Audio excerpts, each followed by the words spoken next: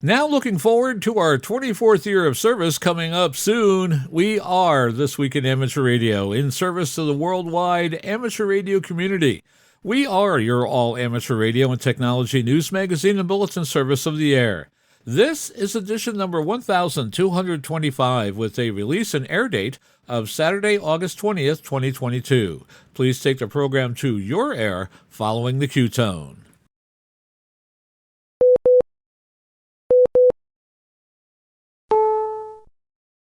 Welcome to This Week in Amateur Radio. We bring to you all the latest news in amateur radio and the wider world of communications. We are North America's premier amateur radio and technology news magazine and bulletin service of the air. Here are the stories for release around the earth as we come to air with edition number 1225 of This Week in Amateur Radio. The Volunteer Monitoring Report returns, and this time we have the July edition. We will tell you who on the air has been good and who has been bad. ARRS announces simultaneous operation of the APRS and voice repeater systems on the space station. We will have all the details. HAARP is hosting an open house this weekend at its facilities in Gakona, Alaska. The ARRL welcomes its new Director of Information Technology. We will introduce you to him. A federal court rules that the FCC can reallocate 5.9 gigahertz, effectively killing off V2X. That's Vehicles to Everything Wireless. A noted technology publication calls the recently proposed new broadband minimum speeds by the FCC already obsolete. The annual simulated emergency test is coming up, and you may want to consider running yours under the Incident Command System. And researchers have discovered the key to making capacitors smaller.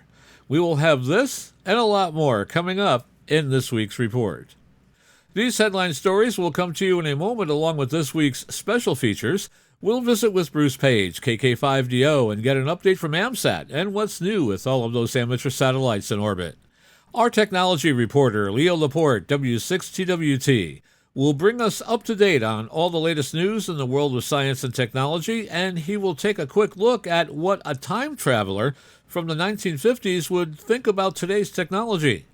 Australia's own Onno Benshoff, VK6FLAB, will take a close-up look at the amateur radio code, past and present. Our own amateur radio historian, Bill Continelli, W2XOY, returns with another edition of his summer series entitled Amateur Radio History Headlines. This week, Bill takes a look above the fold for what made amateur headlines during the early 1970s.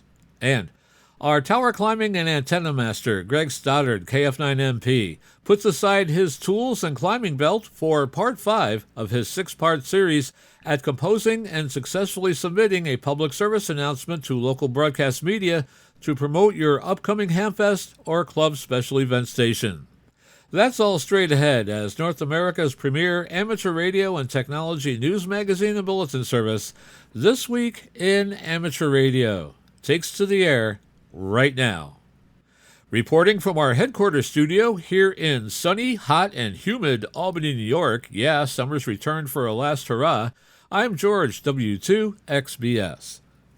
And reporting from the newsroom in Half Moon, New York, I'm Terry Saunders, N1KIN. And reporting this week from the shack of K2MST inside the Museum of Science and Technology in Syracuse, New York, I'm your humble reporter, Chris Perrine, KB2FAF. And reporting from our news bureau in Rochester, New York, along the southern shore of Lake Ontario, I'm Dave Wilson, WA2HOY. And reporting from our news bureau just outside Albany, New York, in the Geek Cave studios, I'm Rich Lawrence, KB2MOB. And reporting from the western Catskills of upstate New York, where the summer continues unabated, I'm Don Hulick, K2ATJ. And reporting from our Troy, New York News Bureau, where it's, still hot, I'm Eric, KD2RJX. And reporting from our news bureau in Fayetteville, Arkansas, where someone finally found a pin large enough to pop that high-pressure center that was camping out over us all summer, and we are enjoying the cooler temperatures. And I'm Will Rogers, K5WLR. And man, the pop must have been impressive. And now with this week's lead story, here is Terry Saunders, N1KIN. Leading off the news this week, the Volunteer Monitor Program is a joint initiative between ARRL and the Federal Communications Commission to enhance compliance in the amateur radio service. This is the July 2022 activity report of the Volunteer Monitor Program, courtesy of its administrator, Riley Hollingsworth, K4ZDH. Notices for unlicensed operation on 2-meter amateur frequencies were sent to 2 logging companies in Kettle Falls, Washington State. Commendations were issued to amateurs in Poughkeepsie, New York for work in conducting the Community Daily Bulletin Board on the 146.97 MHz Mount Beacon repeater, and in Roslyn, Pennsylvania for work with the Philmont Mobile Radio Club and involving the club in mesh and field day operations. A commendation was issued to an operator in Columbia, South Carolina for facilitating amateur involvement in the Richland County Emergency Operations Center and assisting amateurs in completing Community Emergency Response Team programs. A technician class operator in Martinez, California, and a general class operator in Trenton, New Jersey were both issued notices for FT8 operation on 40 and 20 meter frequencies outside their license privileges. General class operators in Massapequa, New York, and Trenton, New Jersey were issued notices for single sideband operation on 14.201 and 21.270 MHz. General class operators have no voice privileges below 14.225 and 21.275 MHz. An operator in Indian Hills, California, received a notice for unlicensed operation on 144.390 MHz simplex APRS during a high-altitude balloon operation. The FCC had canceled his license over a year before the flight. The final totals for VM monitoring during June 2022 were 1,676 hours on HF frequencies, 2,099 hours on VHF frequencies and above, for a total of 3,775 hours. Once again, we thank Volunteer Monitor Administrator Riley Hollingsworth, K4ZDH, for this month's report. German National Amateur Radio Society, the DARC, reports that the broadcast station Télédiffusion d'Algérie has been causing interference to the 21 MHz primary amateur radio band. It seems that Algerian radio is now broadcasting in the early evening hours on a frequency of 21,450 kHz, with the lower sideband of its amplitude-modulated signal encroaching into the 15-meter amateur band. Germany's Bandwatch organization has already involved their spectrum regulator, the German Federal Network Agency, better known as BNetzA, in order to try to effect a frequency change. Télédiffusion d'Algérie recently attracted negative attention with its morning broadcasts on 7200 kHz. There, too, the transmitted signal inevitably radiates into an exclusive amateur radio band with its lower sideband. This report was made by Daniel Muller, Delta Lima 3 Romeo Tango Lima, who is head of Germany's Bandwatch. ARRS, Amateur Radio on the International Space Station, announced that simultaneous operations of the ARRS voice repeater and digital automatic packet reporting system, or APRS, communications on the space station is now a reality. John Ross, KD8 IDJ, has more in this report from League headquarters.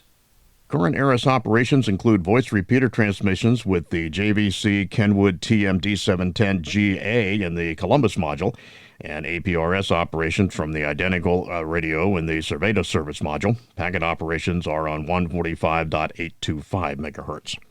The Columbus module radio uses the call sign NA1SS, and the new radio in the Cerveda module uses RS0ISS. Aside from the call signs, the radios are identical, and packet operations are both the same as before. You can use RS0ISS, ARISS, or APRSAT as the packet path. Both radios are expected to be running full-time except during educational contacts, extravehicular activities, EVAs, and docking maneuvers. Final checkouts and equipment activation occurred on August 11th. ARRS International Chair Frank Bauer, KA3HDO, said that simultaneous operation of APRS and the voice repeater on ISS is transformative for ARRS. It represents a key element for our ARRS 2.0 initiative, providing interactive capabilities 24/7 that inspire, engage, and educate youth and lifelong learners, especially lifelong learners in ham radio operations. Our heartfelt thanks to Sergei Serburov, RV3DR, for making this crucial ARRS 2.0 initiative become a reality. Meanwhile, Rosalie White, K1STO, one of two delegates to ARRS, said that the ham radio community will be very happy with the new radio operations from the ISS. She said that hams really love doing ARRS packet, crossband repeater, and slow scan TV operations. Besides the thousands who downloaded ARRS SSTV images downlinked from the ISS, we discovered that in a year's time, hams did 80,000 ARRS packet messages. We're not sure how many of them are enjoying the ARRS crossband repeater yet, but we do know it is a lot. The simultaneous operation capability is going to make many hams happy, and we know that keeping hams on the air is good for ARRL and good for amateur radio. I'm John Ross, KD8 IDJ. The ARRS Russia and USA teams have been working for several weeks to prepare the service module radio for APRS operations. ARRS Russian team member Sergei Samburov, RV3DR, led the effort, working with Russian mission controllers and the onboard ISS cosmonauts to configure the service module radio for APRS ops. On August 11th, final checkouts were completed, and the APRS packet mod was switched on for amateur radio use. You can find operational status and expected downtimes of the ISS radios at www.arriss.org. Amateur radio on the International Space Station, or ARRS, is a cooperative venture of international amateur radio societies and the space agencies that support the International Space Station. In the United States, sponsors are ARRL, the National Association of Amateur Radio, the Radio Amateur Satellite Corporation, or AMSAT, the ISS National Labs Space Station Explorers, Amateur Radio Digital Communications, and NASA's Space Communications and Navigation Program. The primary goal of ARRS is to promote exploration of science, technology, engineering, the arts, and mathematics topics. ARRS does this by organizing scheduled contacts via amateur radio between crew members aboard the ISS and students. Before and during these radio contacts, students, educators, parents, and communities take part in hands-on learning activities tied to space, space technologies, and amateur radio. You are listening to North America's premier news and information service for the amateur radio hobbyist. We are This Week in Amateur Radio.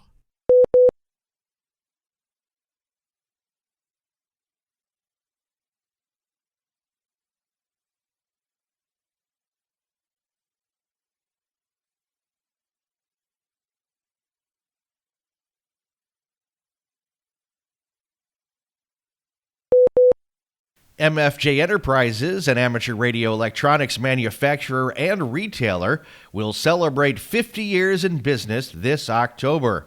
With more details on the upcoming anniversary of MFJ, we go to John Ross, KD8 IDJ, who files this report from League headquarters.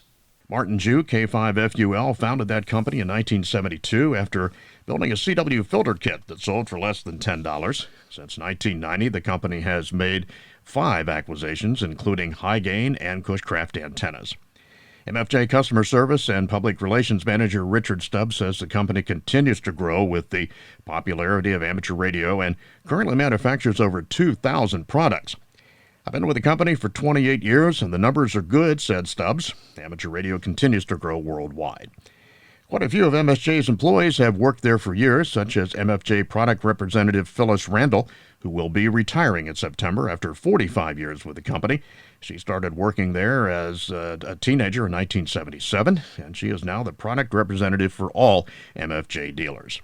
Jew himself graduated from Mississippi State University with a bachelor's degree in electrical engineering, and he earned a master's degree in electrical engineering at the Georgia Institute of Technology, also known as Georgia Tech. He served as a professor of electrical engineering at Mississippi State University from 1972 until 1979, but abandoned his doctorate in 1977 because of MFJ's growth. Currently, because of COVID-19 concerns, the company does not have any plans for a special event to celebrate the anniversary, although Stubbs said that may change in the months ahead. The High-Frequency Active Auroral Research Program, better known as HAARP, will host an open house at the facility in Gonoka, Alaska on August 27, 2022. John Ross, KD8 IDJ, has more in this report from League headquarters. That event will offer an opportunity to learn how scientists study the Earth's ionosphere and provide a tour of the research facility as well. Amateur radio operators who attend can learn about how the ionosphere affects both long and short-term range communications. The University of Alaska Fairbanks acquired HAARP's research equipment from the United States Air Force in August of 2015, and their Geophysical Institute operates HAARP under a cooperative research and development agreement. In 2021, the National Science Foundation awarded the UAF Geophysical Institute a 5-year, $9.3 million grant for new research observation and observatory at HAARP.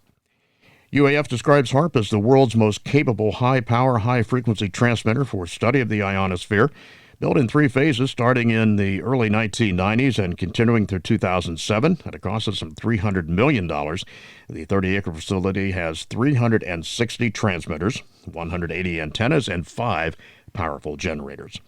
The open house runs from 9 to 3 p.m. on Saturday, August 27th, and will feature a 90-minute self-guided tour that will highlight the following: HAARP's control room, science and history displays, power plant with the 5 generators used during the research, and transmitters and the 33-acre antenna array. Eventually, there will be a virtual tour of the HAARP facility. More information about HAARP and their open house is available on their Facebook page. The HAARP facility attracts scientists from universities, government, and the private sector. Again, you can find out more details about the research facility on the HAARP Facebook page. ARRL, the National Association for Amateur Radio, has announced the hiring of Steve Berry, N1EZ, into the new position of Director of Information Technology. He's from Bedford, New Hampshire, and has been a radio amateur for 45 years. For more details on the League's new IT director, we go to John Ross, KD8IDJ, who files this special report from League headquarters.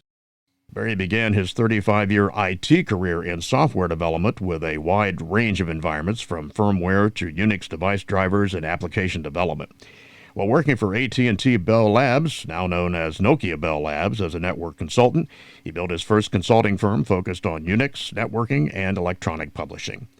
After the acquisition of that firm, he worked in senior-level management positions within systems integration and consulting organizations before founding Stratford Technology in 1995. I'm pleased to welcome Steve into his new role at ARRL headquarters, said CEO Dave Minster, NA2AA. The position and its responsibilities are key to helping us achieve ARRL's ongoing digital transformation for the benefit of our members. As Director of Information Technology, Berry is responsible for the overall strategic and operational IT functions, including continuous evaluation and execution of processes, systems, applications, and infrastructure. Berry manages a team of professional IT contributors, including a development team and project leaders. Together, they fulfill a variety of technology services for the organization, such as corporate databases and systems, websites and web services, server support, and coordinating outside suppliers of technology services and contracted resources. I'm John Ross, KD8IDJ. Barry Stratford offered business intelligence consulting services and eventually focused on delivering enterprise performance management solutions to Fortune 500 organizations based on Oracle Hyperion technology. In 2012, Barry and his team built the first Oracle Hyperion managed application hosting service on the Amazon Web Services platform. Stafford was acquired by Apps Associates in 2020. I feel truly honored to give back to ARRL and the hobby. Both have done so much for me, especially with the many friends I have made over the years and the ham mentors who gave me a start in my career, said Barry. The long-running saga of the V2X, Vehicle to Everything, a system that uses part of the wireless spectrum to allow vehicles to communicate with road infrastructure and each other, appears to be finally over. On Friday this week, a U.S. Court of Appeals for the District of Columbia ruled that the Federal Communications Commission can go through with its plan to free up part of the spectrum previously set aside for vehicles and infrastructure to talk to each other. Instead, that bandwidth will be turned over to Wi-Fi instead. The FCC set aside the 5.9 gigahertz band for the V2X back in 1999. The communications protocol that vehicles could use to alert each other to dangers sounded like a great idea at the time, and the plan was to use dedicated short-range radio communication wireless to power the system. Originally, the technology was meant to be fitted just to vehicles, but engineers got ambitious and decided that instead to just V2V, vehicles should be able to talk to things like traffic lights as well. This would lead us into a traffic utopia, where congestions and crashes are things of the past. There was even thought given to making pedestrians dependent on DSRC to avoid being flattened by speeding cars. In 2020, the agency finally decided to reallocate the 45 megahertz from 5.850 to 5.9252 gigahertz. The band would be taken away from automakers and highway planners and given to Wi-Fi, which has actual users who need the bandwidth. The court denied the challenge to that reallocation by the Intelligent Transportation Society of America and the American Association of State Highway and Transportation Officials, arguing that the court was unconvinced that sufficient advances had been made in V2V technology. The FCC told the court that 30 megahertz spectrum remained available for those so-called intelligent transportation systems, and the agency considered that enough. The FCC was happy with the outcome, and they're pleased with the court's decision, which upholds the FCC's broad authority to manage the nation's airwaves. In more than 2 decades since the FCC allocated the 5.9 gigahertz band to support automobile safety, autonomous and connected vehicles have largely moved beyond dedicated short-range communications to newer market-driven alternatives. Today's decision recognizes that by allowing this spectrum to evolve, we can advance to newer, safer technologies and grow the wireless economy. Federal Communications Commission Chairwoman Jessica Rosenworcel recently proposed raising the minimum broadband speed requirements in the United States to 100 megabits per second for downloads and 20 megabits per second for uploads. The move was generally well received but long overdue at a time when median download and upload speeds among service providers in the United States still rank below several other nations. Still, Fiber Broadband Association President and CEO Gary Bolton said the FCC's ongoing focus on speed minimums is a misguided approach. Bolton told Fierce Telecom magazine via email, "Our industry has moved beyond the speed test and is now focused on the experience test. We would encourage the FCC to not set new broadband definitions that are already obsolete, but to look forward to the future and establish definitions that will support the vision and innovation of the metaverse and beyond. They can do that with definitions that support symmetric speeds, single-digit latency requirements, and enable concurrency." He explained that these are the criteria that metaverse driver Meta, owner of Facebook, identified during a keynote speech at the Fiber Broadband Association's Fiber Connect 2022 conference in Nashville last month. As we look to the immediate future, we are at the early stages of the next version of the internet, the metaverse.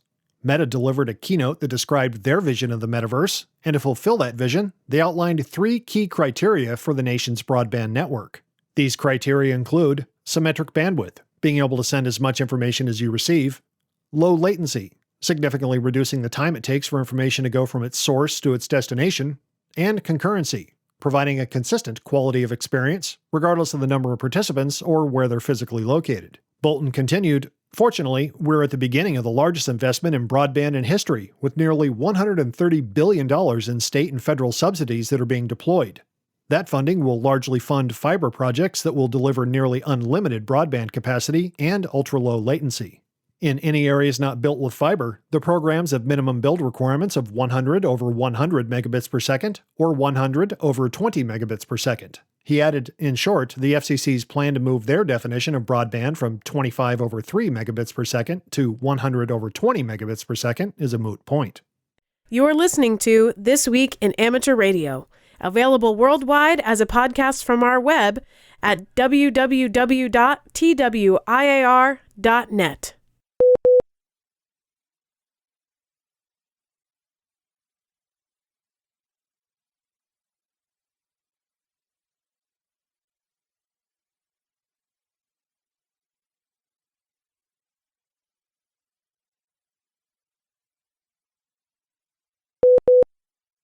And now with the latest technology news and commentary from Petaluma, California. This Week in Amateur Radio is proud to present Leo Laporte.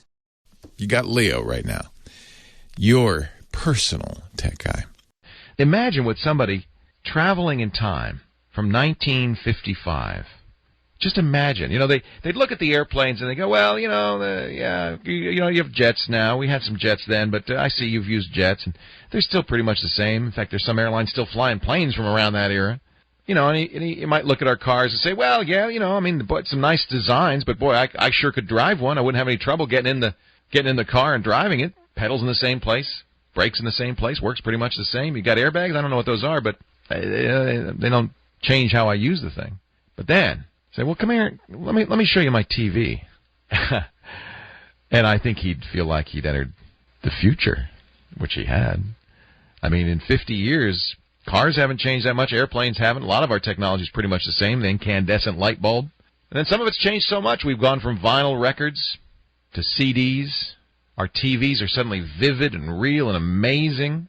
And he might not even be as amazed by the fact that you can get a little camcorder the size of your hand and shoot video that looks that good. You can edit it on this thing called a personal computer. That might amaze him. And do what? Put it on what's the internet? Well, you see, you have this computer. Now, the computer you'd kind of get. It's just a shrunk version of, you know, the IBM mainframe somebody from 1955 was used to. He'd kind of get the idea. Oh, I see, you shrunk it down. I get, oh, it's color. That's pretty nice. It's very vivid looking, yeah. You use this pointer thing, this mouse. I see, it moves the arrow around. That's kind of neat. The keyboard, oh, I recognize that. Yep. That's the same one Mrs. Marcos taught me to type on in high school. Yeah, it hasn't changed. QWERTY, huh? You'd have think in 50 years they'd have come up with something better than that, huh? You'd recognize that, but boy, you say, well, see this video that I shot, see how vivid that is? I put that on this thing. I edited it down, put some titles on. Oh, that's pretty neat. It's like TV. Yeah, it's like TV, but then watch this. I press this button. It's now available instantly to anyone in the world with a similar computer and internet connection. Oh, wow, that's pretty neat. How many people are there that can do that? He might ask. 1,000? That's pretty cool. We're not sure, but it's well over 1 billion. 1 billion? You're telling me you can shoot a video, edit it on this little version of a mainframe, and push a button, and 1 billion people can see it now? Yeah. Wow. That must change things a lot. Well, we'll see. We'll see. What's that little thing on the desk there that's hooked up to the computer? The glowing thing. What is that? That's a phone. Where's the dial? Oh, we don't have dials. You don't have dials? No. See, watch. I press this button. It appears on the screen, and you just touch it. Wow. Now, see, that iPhone probably looks more like Star Trek than anything else to this visitor, this mythical visitor from 1955. That's pretty amazing. Oh, and did I show you, that video that we edited, put on the internet a couple of seconds ago? Did I show you that I can play it back now on this phone? Anywhere? Uh-huh. Very interesting.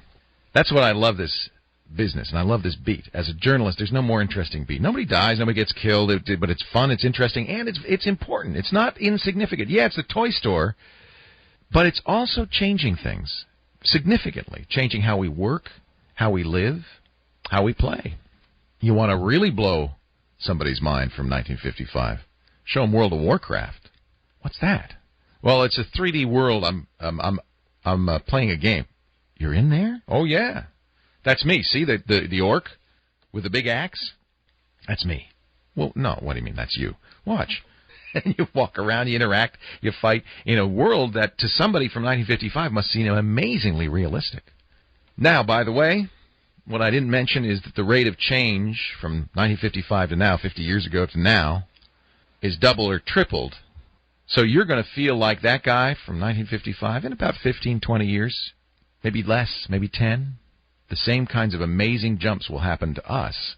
I can imagine going over to visit my grandkids and they're, oh, sorry, little Leo's playing in the holodeck. He'll be out later. Wow. You know what would really change the world? You know what would really change the world? Here's from the Annals of Science. Are you ready for science? If we could figure out how to create power the same way the sun creates power, not nuclear fission, that's the stuff that atomic bombs and nuclear power plants these days are made of, and of course that's a dirty technology somewhat, creates a nuclear waste that is dangerous to humans and other living things. Nuclear fusion is what the sun does. It takes hydrogen, of which there is a plentitude, fuses a few of them together, heavy hydrogen, and forms helium, which, just floats up into the sky. Actually, we need helium. We're running low. Too many balloons, apparently. So, wouldn't it be cool if scientists could figure out how to create nuclear fusion? It would, if you could do it, it would effectively make power free and pollution-free, widely available, no more digging up old dinosaurs. It would be a transformational thing. Well, they've made a very critical step. Researchers at Lawrence Livermore National Lab's National Ignition Facility, just up the road a piece. The National Ignition Facility, which is best known for igniting bombs. I think they got the name, the NIF, when they were blowing things up. But they also ignited the first fusion reaction a year ago. But they have now published the results in 3 peer-reviewed papers. Now, this isn't the step to cold fusion, which everybody talks about, where we could actually use this. But it is a first step, a critical first step to creating a fusion reactor. Ignition during a fusion reaction means that the reaction produced enough energy to be self-sustaining. We've known how to make a fusion reaction to start it with a lot of energy and get a little out, but that's not going to produce anything of value. That's going to just use up energy. But they've now done it in such a way. I think it was. They fired 100 megajoules. No. What is? I don't know what they fired. A little bit of I don't know what they shot at it. A little bit of energy.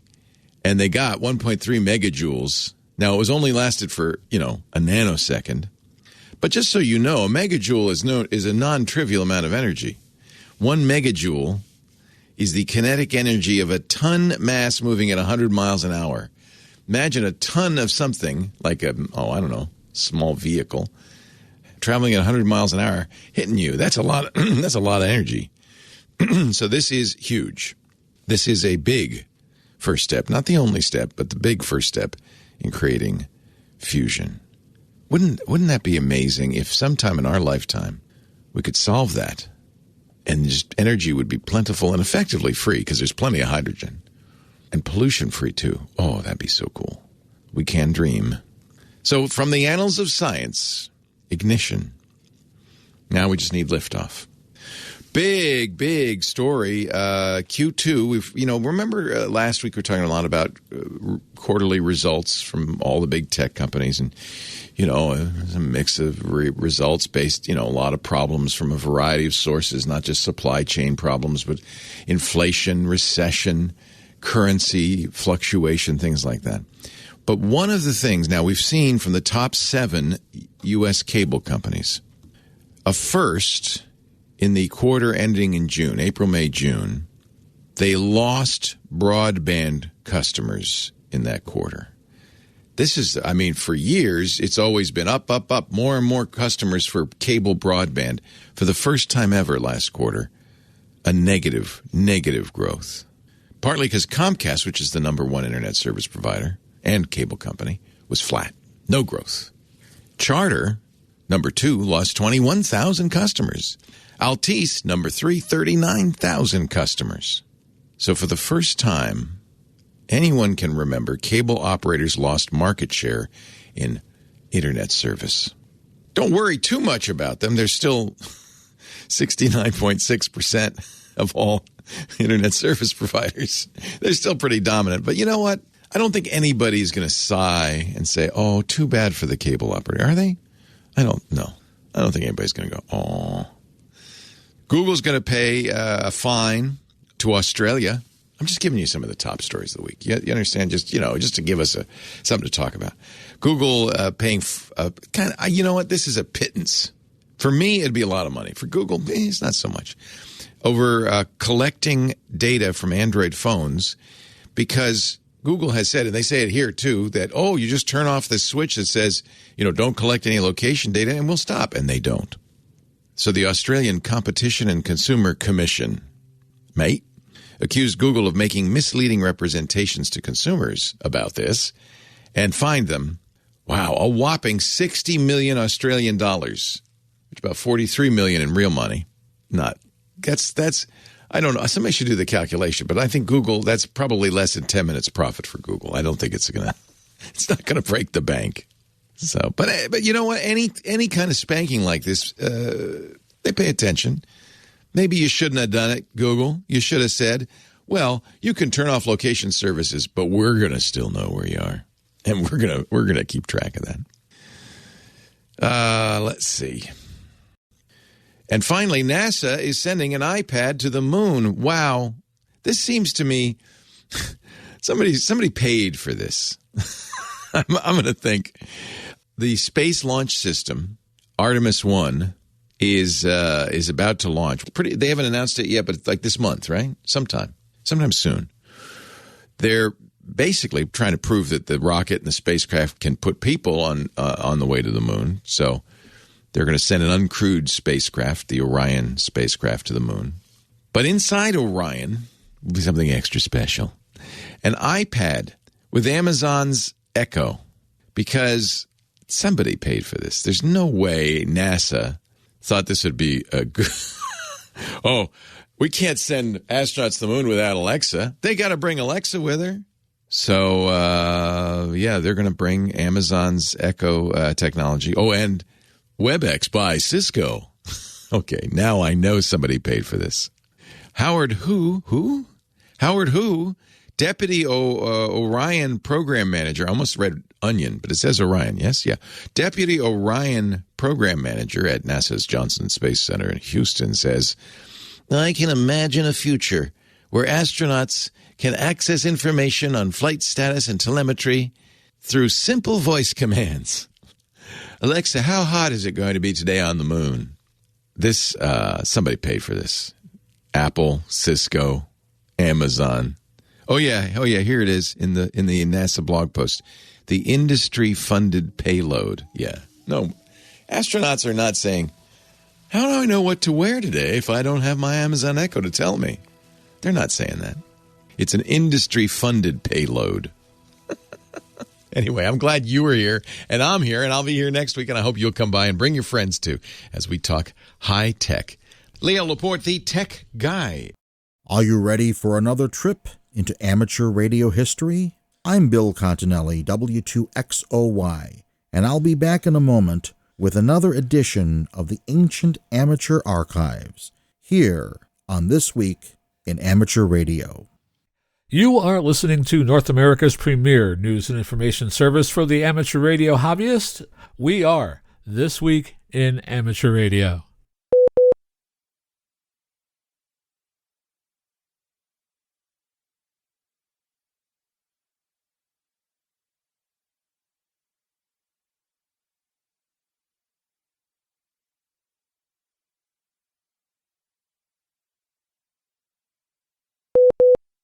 This is Bill Continelli, W2XOY, with Amateur Radio History Headlines.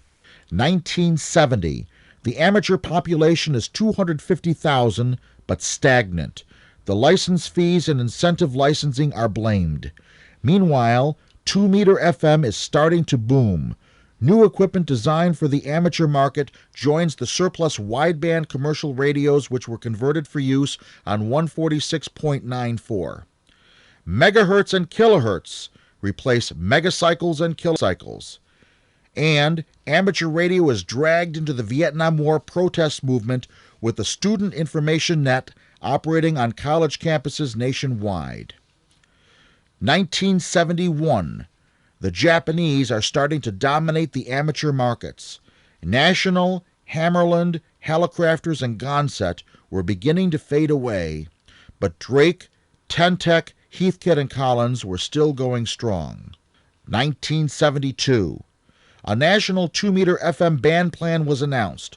146.52 was chosen as the national simplex frequency. The FCC released the first repeater rules, expanded the technician 2-meter allocation to 145 through 148 megahertz, and relaxed mobile logging requirements. This has been Amateur Radio History Headlines with Bill Continelli, W2XOY, for This Week in Amateur Radio. In Brooklyn, New York, a marketer of wireless microphones has been fined nearly $700,000 by the U.S. Federal Communications Commission for what the regulating agency said is a decade-long practice of selling these devices which are not RF compliant.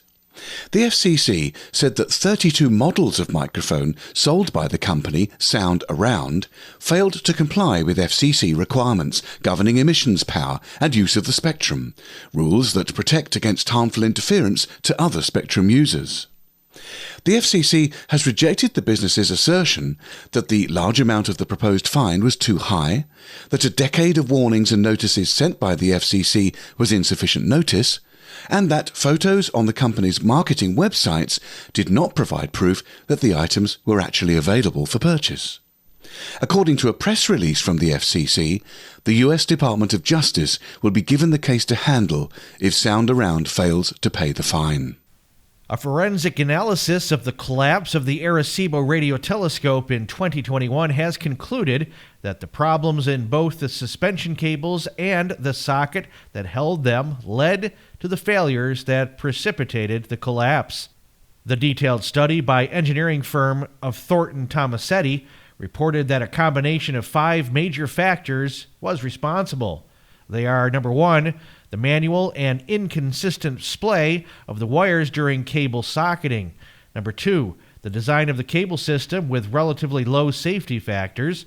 Number 3, the occurrence of extreme environmental events such as hurricanes and earthquakes. Number 4, the non-replacement, repair, or bypass of the sockets where large cable slips were observed. And number 5, the addition of auxiliary cables as isolated cables. The report concluded that while further study is needed to determine the service life of cable socket assemblies, the risk of socket failure can be mitigated by, number 1, controlling the number and geometry of splayed out wires during cable socketing, number 2 and 3, designing cable systems with larger safety factors under gravity and transient loads, number 4, monitoring the cable slip and slip rate after cable installation, and number 5, designing cable systems with multiple adjacent cables on each span. Amateurs in France will need to share many of their frequencies with broadcasters and others involved in the upcoming Paris 2024 Olympic Games. Just as some amateur frequencies were open to other users during the Olympics in London in 2012, amateur frequencies are to be shared during the 2024 Olympics in France. According to recent news reports, some VHF and UHF frequencies are to become available between June 26th and September 15th of 2024 to accommodate the organizing committee for the Paris Games, thus requiring amateur radio operators to limit their activities on those bands. The National Frequency Agency of France, which is responsible for allocations in that country, said frequencies are being made available during the games for private mobile voice communications, mostly by walkie-talkie. Amateur radio operators are considered primary users on 2 meters by International Telecommunications Union. On other bands, 1240 MHz to 1260 MHz will be used for program making and special events, or PMSE services. These frequencies are open to hams on a secondary basis. Frequencies in the 2.3 GHz band, also open to hams on a secondary basis, will be used for video links. Trending in incidents, events, activations, and exercises these past few years has been their administration under the Incident Command System. 2 months ago, a club in rural northern Florida conducted its field day under the system with an incident commander and assistants for safety, liaison, and public information, and chiefs for operations, finance and administration, logistics, and planning. This system translated into a winning scenario for the club. Scores proved it. The county sheriff and emergency manager made appearances, and safety was the primary concern, with no incidents noted. Traditionally, the system is used by public agencies to manage emergencies, but the ICS can also be used by businesses and many other entities, including ARRS, as an administration model.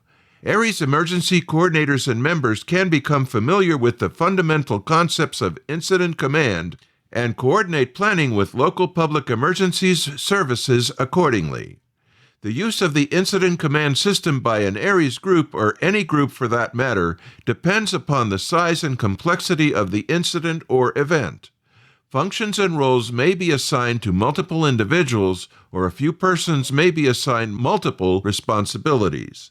Not all of the ICS positions need to be activated in each incident. The ICS structure is meant to expand and contract as the scope of the incident requires. For small-scale incidents, only the incident commander may be assigned.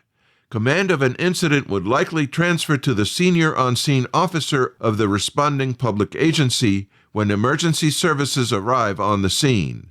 For an amateur radio exercise, such as the ARRL simulated emergency test, the emergency coordinator could, for example, assume the title of incident commander or communications unit leader, and rank-and-file ARRS members can assume other roles in the communications unit. The communications unit, a critical function within the logistics section, is designed to support the operable and interoperable communications needs for planned events, unplanned events, and exercises. Key communications unit positions that can be assigned to ARRS members in the SET include Communications Unit Leader, Incident Communications Center Manager, Communications Technician, Incident Technical Dispatcher, Radio Operator, and IT Service Unit Leader. The ARRL Simulated Emergency Test Weekend is October 1st and 2nd this year, but groups are free to conduct their local and section-wide exercises at any time throughout the fall. The annual SET encourages maximum participation by all amateur radio operators, partner organizations, and national, state, and local officials who typically engage in emergency or disaster response. In addition to ARRS volunteers, radio amateurs active in the National Traffic System, Radio Amateur Civil Emergency Service, Skywarn, Community Emergency Response Teams, and a variety of other allied groups and public service-oriented radio amateurs are needed to fulfill important roles in this nationwide exercise. The SET allows volunteers to test equipment, modes, and skills under simulated emergency conditions and scenarios. Individuals can use the time to update a Go kit for use during deployments and to ensure their home station's operational capability in an emergency or disaster. To get involved, contact your local ARRL emergency coordinator or net manager. Check on upcoming planned activities through local, state, or section-wide nets. Consider developing your group's SET plan by using the Department of Homeland Security's Exercise and Evaluation Program. Exercises are a key component of national preparedness. They provide the whole community with the opportunity to shape planning, assess and validate capabilities, and address areas for improvement. As an example, this year's SET in Florida is titled Service Denied, with the scenario of a statewide cyber attack that impacts the state's communications infrastructure. While ARRS teams based in Florida are accustomed to hurricane activations, a cyber attack has just as much chance of occurring with even less notice, if any, than a hurricane. The slogan we all see, "When all else fails, ham radio works," would truly pick up its real meaning with a full communications infrastructure outage. We have begun working with our served agencies and other partner organizations to get engagement for participation, said Northern Florida Section Emergency Coordinator Ark Thames, W4CPD. Communicators from the Florida Department of Emergency Management will be participating in this exercise from the state EOC in Tallahassee, so this provides an excellent opportunity for a county, volunteer organization, or agency to test their communications ability with the state and other agencies throughout the state. All three ARRL sections are planning to make this a true statewide exercise. We pause for stations along the network to identify. We are This Week in Amateur Radio, available as a stream to your favorite digital device on Spotify, TuneIn.com, Overcast, iHeartMedia, and wherever you download your podcasts.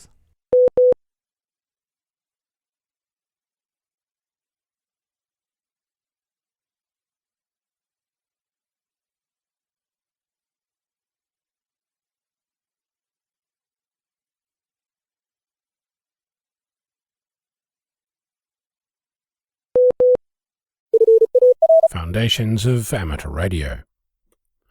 The American Radio Relay League, or ARRL, is one of the oldest amateur associations on Earth. 1926 saw the birth of the Radio Amateur's Handbook, the first edition of what we now know as the ARRL Handbook for Radio Communications. Featured chapters on what it means to be an amateur, how to build and operate a station, how propagation works, and how to experiment. The very first handbook had 5,000 copies printed, and thanks to the website worldradiohistory.com, we have access to a signed copy by the author himself, the communications manager of the ARRL, Francis Edward Handy, Whiskey 1 Bravo Delta, India. He starts the 228-page book with the following words. This handbook is written as a guide for member operators of the League. It is also useful as a source of information to the man who wants to take part in amateur radio activity but who has no idea of how to get started. Written first of all for the beginner, such an amount of useful and up-to-date information has been added that the handbook in its present form is equally valuable as a compendium of information for the experienced brass pounder and the beginner alike. The first edition doesn't show a cover price, but the third edition, published a year later, shows a charge of $1. The 2022, or 99th edition, has nearly 6 times as many pages, 1,280 of them. It costs 10 times as much per page and sells for nearly 50 times as much, at $49.95. The current handbook features topics such as radio electronics theory and principles, circuit design and equipment, as well as articles and projects that include 3D printing, portable battery selection, safe antenna and tower work practices, and comes in a variety of formats, including electronic and box sets. I'm giving this background to give you a sense of how things have evolved in the past century. For example, one thing that the very first edition didn't have was a page called the Amateur's Code. The oldest copy I found appears in the 1927 or 3rd edition. If you're familiar with the words, you're in for a treat. If not, sit back and imagine it's 1927, or 1923, more on that in a moment. The Amateur's Code. 1. The amateur is gentlemanly. He never knowingly uses the air for his own amusement in such a way as to lessen the pleasure of others. He abides by the pledges given by the ARRL in his behalf to the public and the government. 2. The amateur is loyal. He owes his amateur radio to the American Radio Relay League, and he offers it his unswerving loyalty. 3. The amateur is progressive. He keeps his station abreast of science. It is built well and efficiently. His operating practice is clean and regular. 4. The amateur is friendly, slow and patient sending when requested, friendly advice and counsel to the beginner, kindly assistance and cooperation for the broadcast listener. These are the marks of the amateur spirit. 5. The amateur is balanced. Radio is his hobby. He never allows it to interfere with any of the duties he owes to his home, his job, his school, or his community. 6. The amateur is patriotic. His knowledge and his station are always ready for the service of his country and his community. This version is credited to Paul M. Segal, 9 Echo Echo Alpha, Director, Rocky Mountain Division, ARRL. The code appears on page 9 of the 1927 edition of the handbook. It uses Roman numerals to identify each point. The title is beautifully rendered with the Old English typeface, and it's shown inside a rectangle on a page on its own. Over the next 45 years, the text stays the same. There are changes like colons to semicolons, an additional comma, and the evolution from Roman numerals to modern numbers, and then written numbers, and finally the removal of the numbers entirely. At one point, the title is changed from Amateur's Code to Our Code, but that only lasts for one edition. Speaking of editions, the 1936 edition, the 13th in the series, is referred throughout as the 1936 edition. Superstition is alive and well. The credit changes over time as well. In 1929, Paul's call sign is changed from 9 Echo Echo Alpha to Whiskey 9 Echo Echo Alpha. In 1943, we see a once-off credit appear. It states that the code was written in 1923 by Lieutenant Commander Paul M. Segal, General Counsel of ARRL. It's the only credit that shows a different year from any of the other references, which all point at 1928 as the original year, which is what the ARRL uses today. Interestingly, we have a copy of the handbook from 1927 that features the code, so it's entirely possible that 1923 is actually correct, and it's not hard to imagine that a poorly printed 3 looks like the remains of the number 8. To add to this, there's a 1944 FCC report to the President of the United States of America that contains a reference to Lieutenant Commander Paul M. Segal, the radio industry attorney. In addition, there's an announcement in the New York Times dated 25 May 1968, with the headline, Paul M. Segal is dead at 68, expert in communications law. I don't have access to any version of the second edition of the handbook, which had 2 print runs in 1927. It's entirely possible that the code appeared there, but I have no evidence either way. I do believe that Paul M. Segal, 9 Echo Echo Alpha, Director of the Rocky Mountain Division of the ARRL, is the same person as Lieutenant Commander Paul M. Segal, General Counsel of ARRL, and radio industry attorney, who became a silent key in 1968. Credits, layout and font changes aside, 1973 sees the first time when the words of the amateur's code actually change. Let me illustrate. The original first clause reads, 1. The amateur is gentlemanly. He never knowingly uses the air for his own amusement in such a way as to lessen the pleasure of others. He abides by the pledges given by the ARRL in his behalf to the public and the government. In 1973, that's changed to 1. The amateur is considerate. He never knowingly uses the air in such a way as to lessen the pleasure of others. The first 4 clauses are modified to greater and lesser degree. Clause 5 and 6 stay the same. Today, the ARRL website shows the first clause as, the radio amateur is considerate. He, she never knowingly operates in such a way as to lessen the pleasure of others. And the credit reads, adapted from the original amateur's code written by Paul M. Segal, Whiskey 9 Echo Echo Alpha in 1928.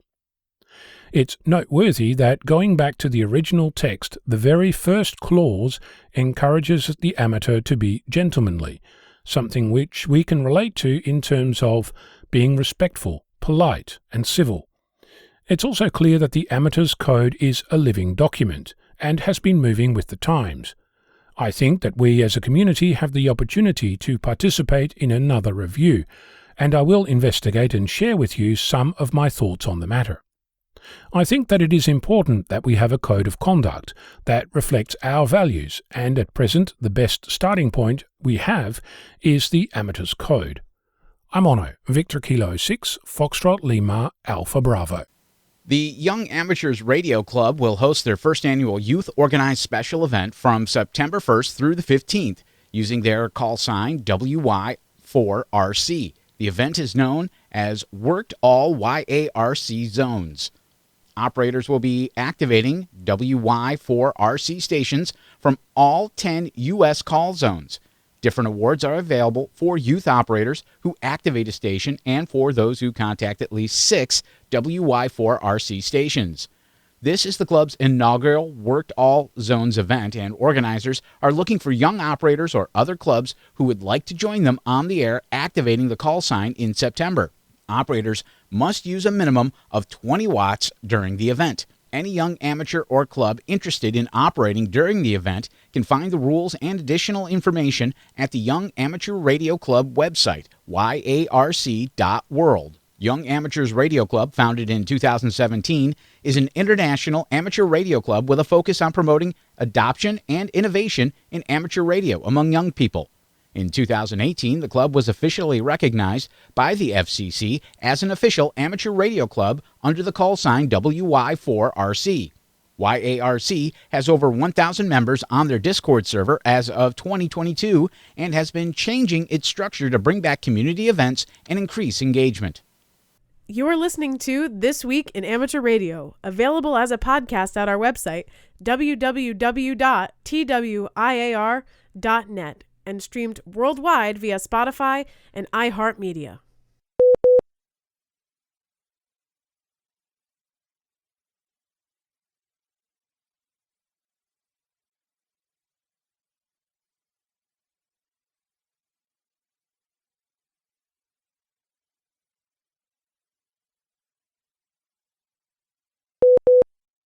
ARRL has introduced the third edition of Get on the Air with HF Digital by Steve Ford, WB8IMY. The book written in an easy-to-understand style. It covers how to set up and operate your own HF digital station. Ford includes details for making contacts using 11 different digital modes, including the Pactor system, as well as signal WSJT-X modes, VARA, and JS8 call. Join the millions of amateur radio operators worldwide studying propagation with WSPR, contesting with RTTY, and rag chewing with the JS8 call. You can order your copy from ARRL and ARRL publication dealers. It's time for the weekly propagation forecast report, brought to us each week by Tad Cook, K7RA, in Seattle, Washington, who reports this week that at 2334 UTC on August 17th, the Australian Space Forecast Centre issued a geomagnetic disturbance warning. Periods of G1 conditions are expected during August 19th and 20th due to the combination of coronal hole high-speed wind streams and several coronal mass ejections observed in the last few days. There is a chance of isolated periods of G2 over August 19th and 20th. Local TV newscasts around the country reported on the possibility of aurora last week on Thursday night, although observers would need to travel to dark areas away from their city for any chance of successful viewing. They recommended using a tripod-mounted camera ported north with a long exposure time. This is good advice, as often the dramatic aurora photos are done this way, and viewing with the naked eye, you see a much less dramatic image. Last week, we noted increased solar activity, and it did continue. Average daily sunspot numbers increased from 36.6 to 65.4 last week to 95.6 in the current reporting period, August 11th to the 17th. Average daily solar flux went from 94.7 to 111.9 last week and 123.7 this week. But solar flux values have pulled back in recent days, with a peak of 134.3 at 1700 UTC on August 15th, followed by the standard 2000 UTC local noon readings of 128.5, 122.7, and 116.5 on August 16th to the 18th. So let's take a quick look ahead, as the predicted solar flux will be 120 on August 20th, 115 on August 21st through the 23rd, 110 and 95 on August 24th through the 25th, 94 on August 26th through the 27th, and 96, 98, 100, 108, and 114 on August 28th through September 1st.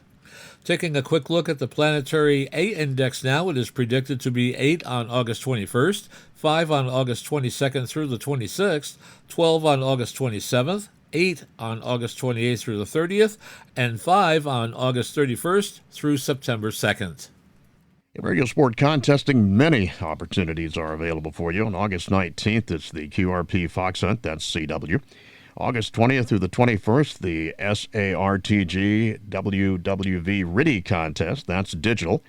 August 20th through the 21st, the ARRL 10 gigahertz and up contest, CW phone and digital. August 20th, that's the Feldhell Sprint, that's digital. August 20th through the 21st, the North American QSO Party, single sideband. August 21st, the SARL High Frequency Digital Contest, digital there. On August 21st, the ARRL Rookie Roundup, that's RTTY, digital. On August 21st through the 22nd, the Run for the Bacon QRP Contest, that's CW. And August 23rd, Worldwide Sideband Activity Contest, that's on phone. On August 24th, the SKCC Sprint CW. And on August 24th, the Phone Weekly Test. That, of course, is Phone. And some upcoming section, state, and division conventions that you might want to know about. On August 20th through the 21st, it's the Huntsville Ham Fest, hosting the ARRL Southeastern Division Convention. That's in Huntsville, Alabama. August 26th through the 28th, the Northeast Ham Exposition, hosting the ARRL New England and Hudson Division Convention. That's in Marlborough, Massachusetts. On September 2nd through the 4th, the Shelby Ham Fest, hosting the ARRL Carolina Section Convention. That's in Shelby, North Carolina. September 9th through the 10th, the Queen Wilhelmina Ham Fest, hosting the ARRL Arkansas State Convention in Mena, Arkansas. On September 11th, the ARRL Southern New Jersey Section Convention, Mullica Hill, New Jersey. September 17th through the 18th, it's the QSO Today Virtual Ham Expo. That's an online event, and ARRL is a QSO Today partner. From September 23rd through the 24th, it's the HRO Superfest, hosting the ARRL Central Division Convention. That's in Milwaukee, Wisconsin. This coming weekend, the 20th and 21st of August, is a great opportunity to chat to a lighthouse or lightship and work some rare DX. There'll be around 500 lighthouses and lightships on the air in over 40 countries. Germany has registered 70 stations, the USA 41, Australia 38 and the UK 19. Some smaller countries with one entry are the Canary Islands, Cyprus, Gibraltar, Iceland, Latvia and Malta. The International Lighthouse and Lightship Weekend, ILLW, came into being in 1998 as the Scottish Northern Lights Award, run by the AIR Amateur Radio Group. The whole history of this event can be found at their website, illw.net. It is one of the most popular international amateur radio events in existence, probably because there are very few rules and it's not the usual contest type of event. It is also free, and there are no prizes for contacting large numbers of other stations. There's little doubt that the month of August has become Lighthouse Month, due largely to the popularity and growth of the ILLW. As this will be the 25th anniversary of the event, one Indian supporter has organised a set of first-day cover postage stamps to be printed. After the event, there will also be a 25th anniversary certificate available for download from the ILLW website for those who would like to have a record of their participation in the event. It's interesting to note that some stations have taken part in the event every year, some with the same call sign and some at the same lighthouse. It is the support of amateurs globally that has grown this event into what it has become, one of the most popular events in the amateur radio calendar. John Cunliffe, Golf 6 Lima November Victor, chair of the Humber Fortress Amateur Radio Club, tells us that the club is proud to have been invited back to Spurn Point Lighthouse by the Yorkshire Wildlife Trust for the 25th International Lighthouse on the Air event on Saturday the 20th of August and Sunday the 21st of August 2022. This is a very special place to operate from. Dark skies, low electrical interference, with salt water only a dozen yards away on two sides. The estimated first transmission from the station should be at 10:30 hours UTC on the Saturday. Listen out for their special call, Golf Bravo 2 Sierra Lima on the airwaves. The operation is from the Little Works locator square of Juliet Oscar 03 Bravo November. That equates to Worktool Britain Square Tango Alpha 41. Full details of this operation can be found at www.hfdxarc.com. The Trinidad and Tobago Amateur Radio Society, known as TTARS, will celebrate the Trinidad and Tobago's 60th anniversary of independence on August 26th through September 2nd, 2022. A special event call sign 9Y60TT will operate multi-mode, multi-band, and multi-operator. The modes will include just about everything: HF single sideband, CW, slow scan TV, FT8, JS8, FT4, JT65, and 2-meter EME satellite. Also automatic packaging reporting system, that's APRS, via the International Space Station, digital voice, DMR, and Echolink, and much more.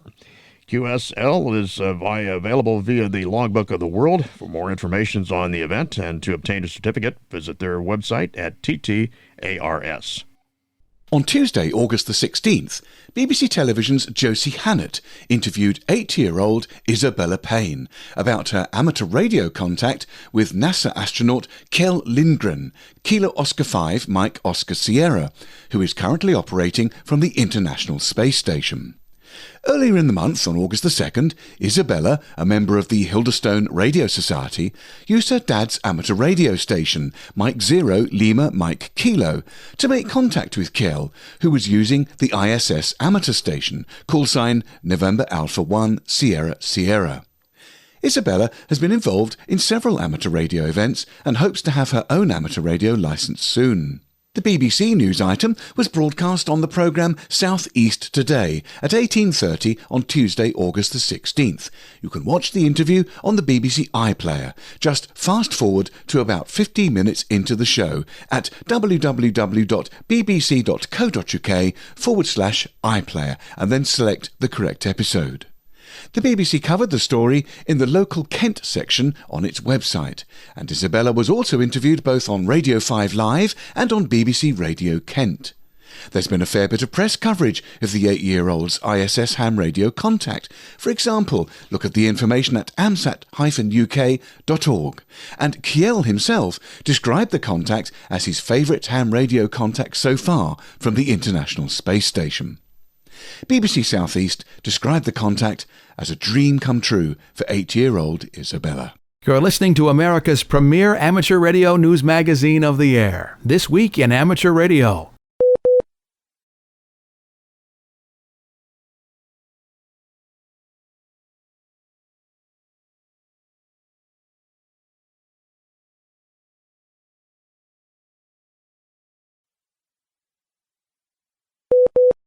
Rice University in Houston, Texas is offering a new class entitled Physics of Ham Radio.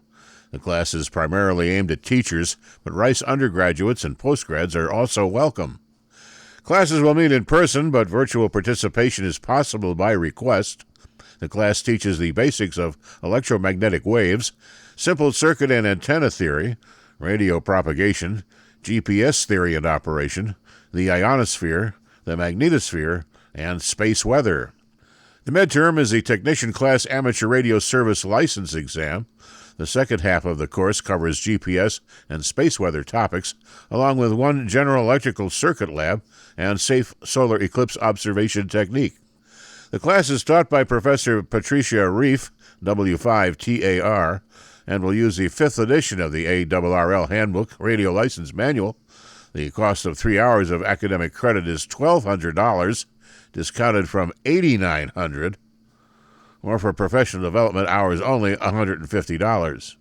Some partial scholarships for academic credit versions are available thanks to NASA's HEAT program. For detailed information, visit the Weiss School of Natural Sciences, and for questions, contact Dr. Reif at Rice University. Here's this week's AMSAT update from Bruce Page, KK5DO, and this interesting anomaly happens every now and then. We have RS-44 that is operational all of the time, and then we have FO-29 that is on a schedule due to issues with its batteries. The satellites were launched many years apart. However, like everything that orbits the Earth, their paths may coincide now and then, as is the case in the present time. So what effect does this have? Well, some that is working RS-44 with an uplink on 145.935, 145.995 will be heard on the downlink of 435.640. And that sounds good so far. FO-29 has uplink on 145.900, 146, and will be heard on 435.850. Well, as you can see, the uplinks are nearly identical. However, the downlinks are different. So to temporarily resolve the issue, it's a good practice to call your CQ and say the satellites such as CQ RS-44, and then your call sign, or CQ FO-29, and then your call sign. This happened a long time ago when we discovered that the A07 satellite was interfering with the downlink from another satellite, and that's how we found A07 had come back to life after a long nap. The Holmesburg Amateur Radio Club in Philadelphia decided to send its club call, WM3PEN, on a long vacation that would take 255 days to get there. They teamed up with NASA's Mars Science Laboratory rover Curiosity, to visit Bradbury Landing on Mars. The boarding pass was purchased on April 25, 2011, and Curiosity, with their call sign on board, landed on the red planet in early August 2012. Since the landing, Curiosity and WM3PEN have traveled nearly 18 miles searching for the perfect location for the D-expedition. The folks at WM3PEN also thought it would be a good trip to team up with the Jet Propulsion Laboratory since they decided to make it a CW event. To help measure size and distance, the JPL engineers carved out the dots and dashes of the letters JPL in the tire treads. How could a ham argue with a CW buddy along for the ride? NASA reports that engineers are devising ways to minimize wear and tear and keep their rover rolling. In fact, Curiosity's mission was recently extended for another 3 years. When asked what's next for the WM3PEN team, call sign trustee Bob Jasuate, WA3PZO, said that after just coming off Field Day and the 13 Colonies special event in June and July, it will be time to relax before planning the next adventure. As an aside, most of the news anchors and behind-the-scenes folks here at This Week in Amateur Radio also have their names and call signs on the Curiosity rover, as well as the Parker Solar Probe. On the Go Get Funding website, Rowley Zulu Lima 1 Bravo Quebec Delta describes his aim of getting new people licensed as amateur radio operators in the many nations in the Pacific region that currently have few or no radio amateurs. Rowley does a lot of travelling throughout the Pacific Islands, fixing and maintaining FM broadcast stations. A lot of them are mission-type stations, but there are a fair number of commercial stations in the mix as well. When he's at an island location, he also operates as a one-man D-expedition in his spare time, of which he says there is an abundance. To date, he's activated 28 countries over 35 D-expeditions. It has long been Rowley's ambition to train up 1 or 2 indigenous people in the countries he visits, and to try to get them through exams to achieve a ham radio license. In many of the island locations, these individuals would be the first and only indigenous people to hold a ham radio license. As an example, Rowley described a guy called Isaac who lives in Papua New Guinea. Isaac is almost at the stage of being able to get a license. He is typical of the challenges involved in Rowley's project. Isaac heard on the local mission radio that help was needed at the station, so he walked from his very remote village about 25 miles away to the station, dressed in his best loincloth and carrying his sharpest machete, ready to help out. Well, Isaac was not really what the station was looking for in an announcer, but they said he could stay on at the compound and look after the property. So he cut the grass with his machete and kept the grounds looking beautiful. As time went on, the station receptionist decided she simply couldn't turn up to work one day. So when the phone started ringing, Isaac answered it and simply mimicked what he'd heard the receptionist saying. As time went by, the main on-air announcer also decided to go bush. So Isaac sat down in front of the mic and started speaking, as he'd observed over several months. He did this from 6 a.m. to midnight every day for about 3 months, until Rowley turned up and found out that the transmitter had been turned off the whole time. So poor Isaac had been speaking only to himself through the mixing desk into his headphones. Isaac had only a very rudimentary primary school education, but he was a quick, good learner and very capable. He had been invaluable in keeping 2 1-kilowatt FM stations on the air, he on one end and Rowley on the other end of video links, sorting things out. Isaac is one of the guys that Rowley is training up for the ham radio license, and he's just about there. So how can you help? Rowley is currently fundraising to get Isaac an IC7300 amateur radio transceiver. The guys have already installed antennas, a DX Commander Classic, and a selection of dipoles slung up into the coconut trees.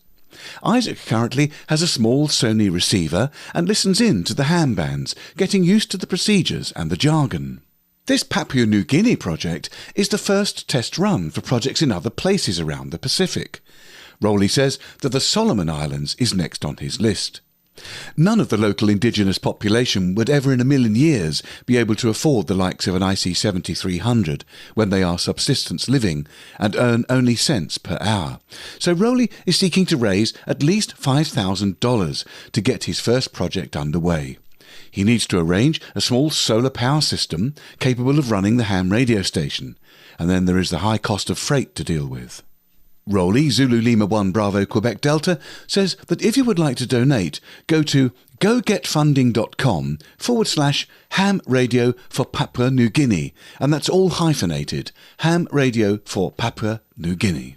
The Finnish Amateur Radio Association has recognized that even amateurs who don't operate with the digital modes might still want to go digital when it comes to reading material about radio. The SRAL now allows its members the option of receiving their magazines in a digital format sent via email instead of waiting for the postal carrier to deliver it. This follows the lead of a number of amateur radio societies around the world who have recently made that shift, including the ARRL in the United States with its QST and On the Air magazines, and the Radio Society of Great Britain with RADCOM. Members of the Finnish Society are being given the option of receiving both the paper and digital edition. An SRAL survey of members showed that 37% of association members were strongly interested in a digital publication.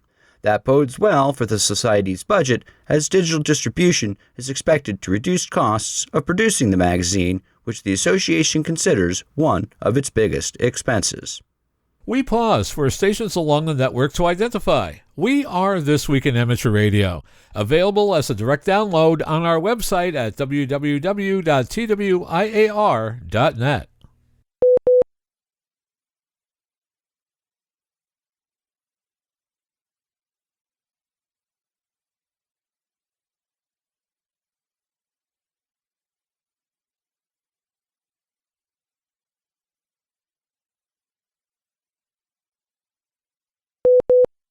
Debris from a Russian anti-satellite weapon demonstration that caused squalls of close approaches to satellites earlier this year is now affecting a new series of Starlink satellites.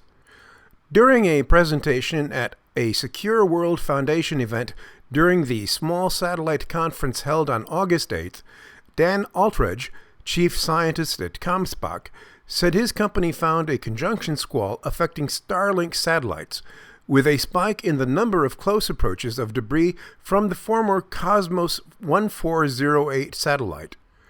That debris, created when a Russian direct ascent ASAT destroyed Cosmos 1408 in a November 2021 test, is in an orbit that lines up with satellites in sun-synchronous orbit. Comstock found earlier this year that this created surges of close approaches, or conjunctions, as the satellites run head-on into the debris. In a recent event on August 6th, Outridge said there were more than 6,000 close approaches, defined as being within 10 kilometers, involving 841 Starlink satellites, about 30% of the constellation. It's unclear how many, if any, of the satellites had to maneuver to avoid collisions. This conjunction squall was exacerbated by a new group of Starlink satellites. SpaceX launched the first set of Group 3 Starlink satellites July 10th from Vandenberg Space Force Base into polar orbit, followed by a second set July 22nd. A third batch of Group 3 satellites is scheduled to launch this week. SpaceX has long emphasized the ability of its Starlink satellites to autonomously maneuver to avoid conjunctions. The company said that between December 2021 and May 2022, Starlink satellites performed nearly 7,000 collision avoidance maneuvers, of which 1,700 were linked to Russian ASAT debris. While SpaceX may be able to manage these conjunctions with its technology, it may be more difficult for other operators of satellites constellations. If you didn't have that automated system taking care of a spike like this, it could be really challenging to work it, though, Atraj said. Those conjunction squalls will subside over time as the debris decays. However, Atraj said that may only shift the risk to other orbits, notably the International Space Station. It's going to put ISS and others at risk. Younger adults in the UK now watch almost 7 times less scheduled television than those aged 65 and over, the regulator Ofcom has found, as the generation gap in media habits reaches a record high. People aged 16 to 24 spend less than an hour, just 53 minutes in fact, in front of broadcast television in an average day, a fall of 2/3 in the last 10 years. In contrast, those aged 65 and over still spend around 1/3 of their waking day enjoying broadcast television, sitting down in front of the telly on average for almost 6 hours daily. Around 1/5 of homes, that's 5.2 million, now subscribe to all 3 of the most popular streaming platforms, Netflix, Amazon Prime Video and Disney+, with the subscriptions to all 3 costing around £300 a year. While public service broadcasters have continued to see both audiences and levels of viewing fall, there is better news for their on-demand player apps.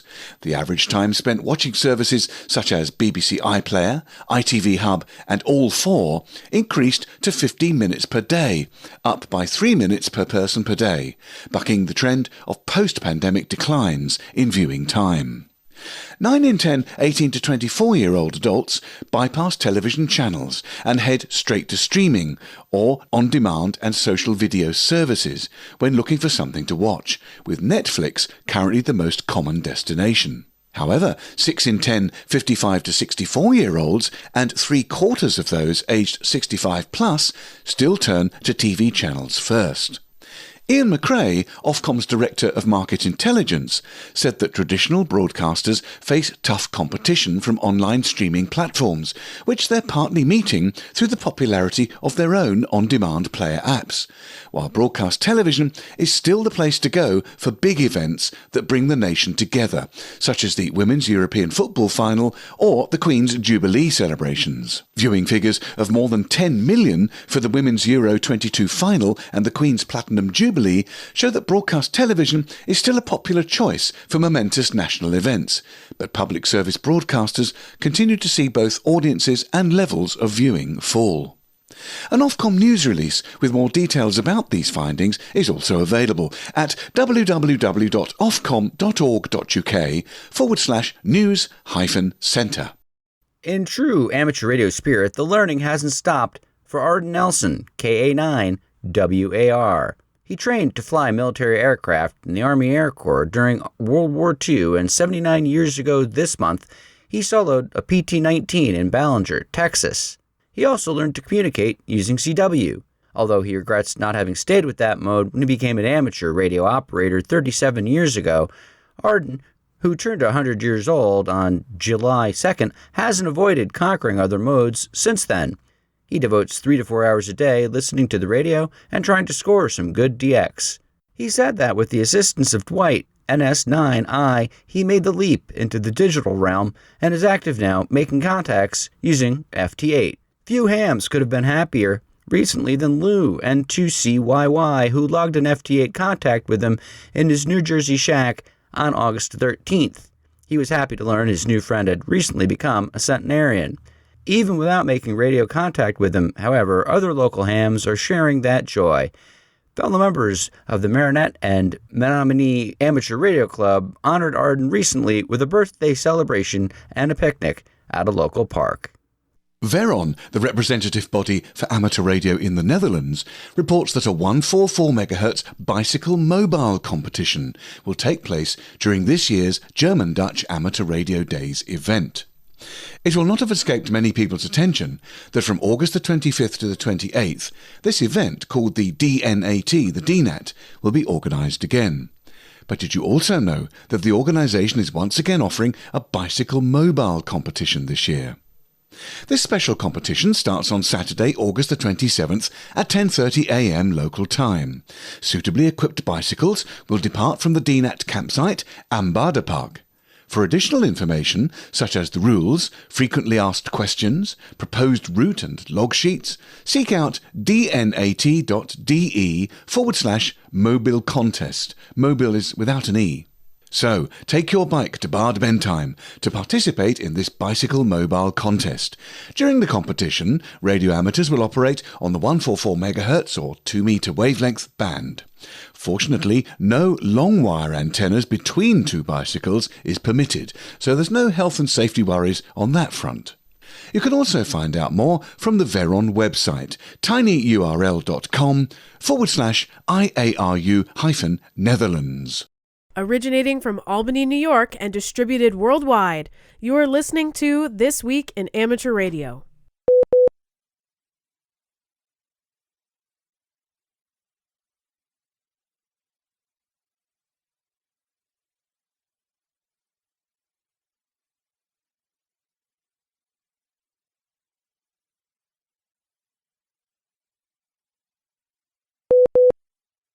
And now, with his segment on how to successfully compose a public service announcement to promote your radio club meeting or hamfest on local broadcast radio, here is Arizona's own Greg Stoddard, KF9MP. In the last 4 segments on promoting your not-for-profit ham radio club's events, we created a public service announcement and gathered names and addresses of local media outlets. We discussed other places to post your event flyers and where to mail your PSAs. This time we'll cover some of the realities of free promotions in these days of media conglomeration and downsizing.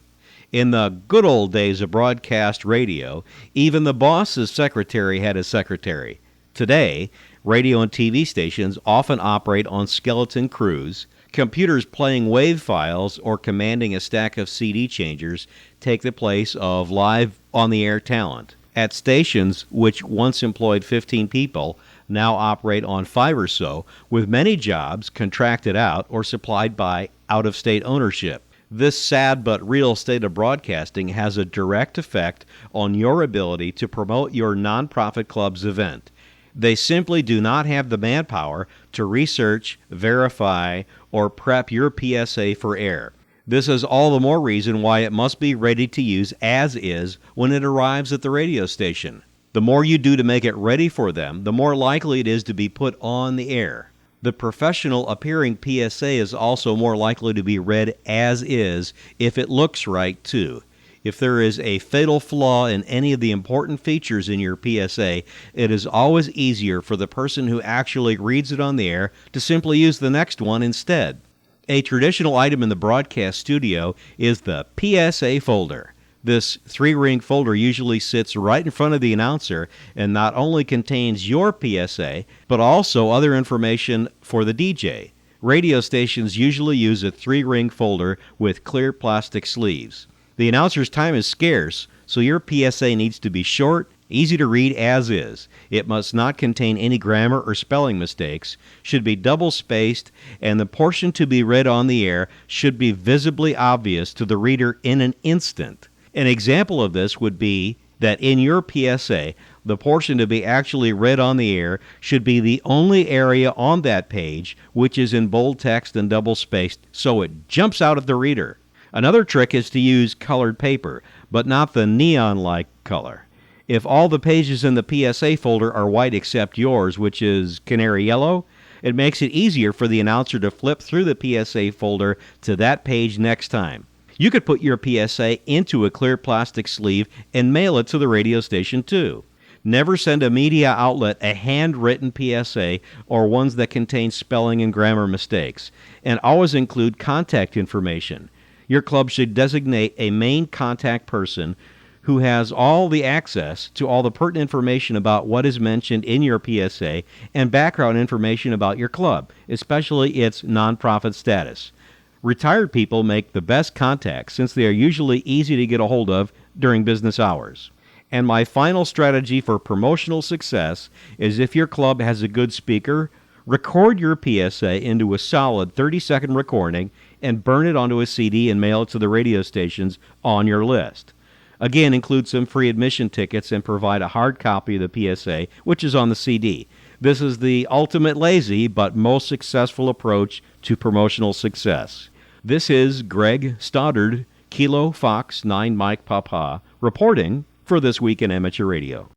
And finally this week, researchers believe they have found a means of building smaller capacitors, allowing for some electronic devices to be greatly miniaturized.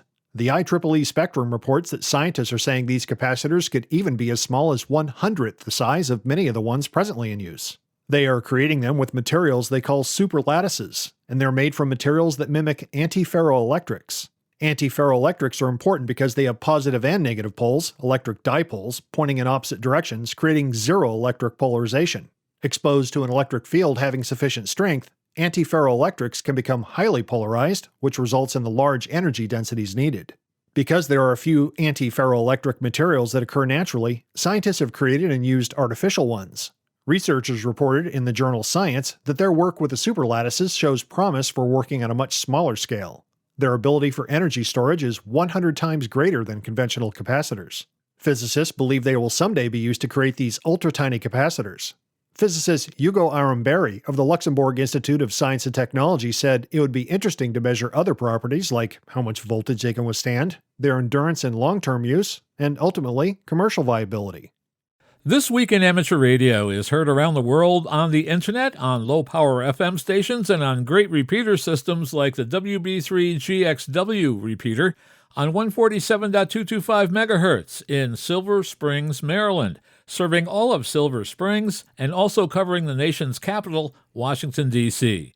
WB3GXW can also be found on Echolink Conference Server Node 6154.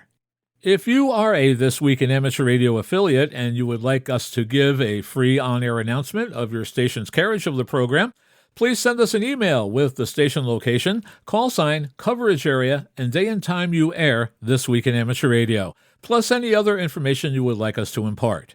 You can send to the following email, w2xbs77@gmail.com. That address once again is w2xbs77@gmail.com. Many of the news and information items heard on this edition of This Week in Amateur Radio have been provided by the American Radio Relay League, the ARRL Audio News Service, and the ARRL Letter, the Southgate Amateur News Service, Steve Richards, G4 Hotel Papa Echo, and the Southgate Vibes News Service, AMSAT, the Radio Amateurs of Canada, the FCC, the Radio Society of Great Britain, and Ofcom, the South African Radio League, the International Amateur Radio Union, the Wireless Institute of Australia, and the Australian Communications and Media Authority, the New Zealand Association of Radio Transmitters, the Amateur Radio Newsline, the Rain Hamcast, Eric Guth, 4Z1UG and QSO Today, QRZ.com, the Tech Guy, Leo Laporte, the International Telecommunications Union, and various news sources on the Internet. With special thanks to all our weekly news sources and to you, our listeners, that wraps up this edition of This Week in Amateur Radio. If you would like to write to us, you can find everything you need, including archive editions of the news service, at our website at twiar.net. And now, for all of us at This Week in Amateur Radio headquarters and all our news team around the world, this is Will Rogers, K5WLR in Fayetteville, Arkansas, wishing you 73.